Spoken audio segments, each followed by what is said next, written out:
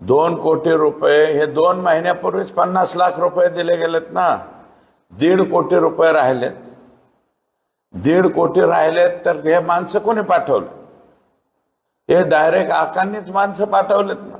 आकांनीच सांगितलेलं आहे। आकांच्याच आदेशावरती हे लोक शुक्रवारी गेलेले आहेत तिथं, आणि शुक्रवार ते सोमवार आकाशन यांचं बोलणं झालंच असेल ना।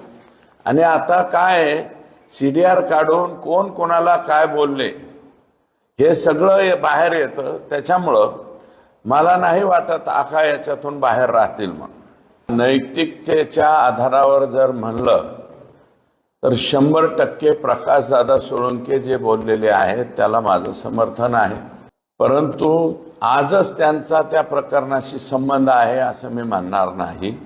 माझं मत आहे त्यांनी काही दिवस जोपर्यंत संतोष देशमुख यांच्या खून प्रकरणाची चौकशी होत नाही, पूर्ण होत नाही, चार्जशीट दाखल होत नाही, तोपर्यंत त्यांनी पदावर राहावं असं मला वाटत नाही। एक तर त्यांनी बिन खात्याचे मंत्री म्हणून राहावं किंवा अजितदादा पवारांनी त्यांना थोडंसं बाजूला सरकावं अशी एकंदरीत सर्व जनतेची भावना आहे।